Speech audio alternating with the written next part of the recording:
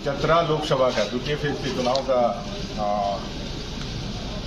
घोषणा हो चुका है, उसका नोटिफिकेशन हो गया है और चतरा के लोकप्रिय जनप्रिय सुख दुख में साथ रहने वाले भारतीय जनता पार्टी के जुझारू कर्मठ और 100% जीत की गारंटी के साथ अपने माननीय प्रत्याशी कालीचरण सिंह जी आज अपना नामांकन करेंगे और उनके नामांकन में आज अपने प्रदेश के सम्मानित अध्यक्ष श्रीमान बाबूलाल मरांडी जी और हम सब लोग आए हैं।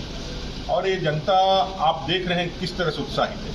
पूरा क्षेत्र पहली बार, देश की आज़ादी के पहली बार किसी मिट्टी के सपूत को अपना प्रतिनिधित्व बनाने के लिए जो यहाँ की जनता का डिमांड था उसको भारतीय जनता पार्टी ने पूरा किया है और इस बार रिकॉर्ड मतों से यहाँ चतरा से कालीचरण सिंह जी अपने लोकसभा में इस चतरा लोकसभा की आवाज़ को बुलंदी के साथ वहाँ उठाएंगे और इंडिया अलायंस बड़े ही करारी हार का सामना उनको करना पड़ेगा। उनकी जमानत जब्त करके यहाँ की जनता कालीचरण जी को अपने नेतृत्व। महागठबंधन के लोग तो सर आरोप लगा रहे हैं कि आप लोग सीएम को जेल भेज के गंदी राजनीति को।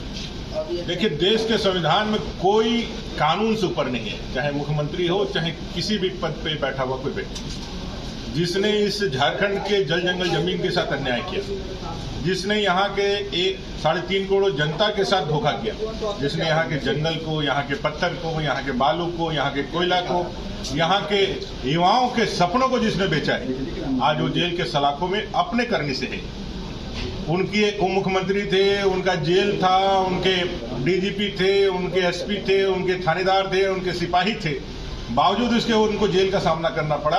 तो ये उनकी करनी से है, ना कि भारतीय जनता पार्टी के करने से है। ये उनके इस बात को जो हम लोग बार बार कहते थे कि झारखंड के संसाधनों को अगर कोई लूटेगा तो देश के अंदर नरेंद्र भाई मोदी जी प्रधानमंत्री जी हैं जो जीरो टॉलरेंस करप्शन के ऊपर नीति के साथ काम कर रहे हैं। किसी भी भ्रष्टाचारी को कितना भी ओहदे का बड़ा क्यों नहीं हो जाए, उसको बचने का यहाँ कोई रास्ता नहीं है। आज उसी कारण से मुख्यमंत्री जी, पूर्व मुख्यमंत्री आज जेल के कारण है। उनके लिए खुद जिम्मेवार है, उनकी पार्टी जिम्मेवार है, उनके परिवार जिम्मेवार है। इसमें भारतीय जनता पार्टी का कहीं किसी प्रकार का कोई भूमिका नहीं। कल्पना सोरेन को लेकर सर क्या कहना है? कल्पना जी आई हैं वंशवाद के उस परम जो सत्य है कि भाई परिवार में ही लोग योग्यता और क्षमता वाले होते हैं। ये हम लोगों का दबाव था प्रधानमंत्री जी का पूरे वंशवाद और परिवारवाद की राजनीति के खिलाफ जो उनका लगातार जनता का जनजागरण था, जिसके दबाव में आकर के झारखंड मुक्ति मोर्चा ने चंपाई सोरेन जी को मुख्यमंत्री बनाया। लेकिन सत्ता का केंद्र बिंदु तो अभी भी वही सोरेन परिवार ही है। चाहे जेल के अंदर हेमंत जी हो, चाहे बाहर में कल्पना सोरेन जी को आपने नेतृत्व संभालने के लिए मौका दिया हो।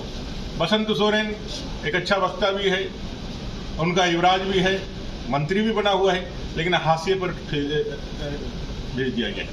और चंपाई सोरेन जी की भी जो मुख्यमंत्री की आयु है बहुत छोटी है।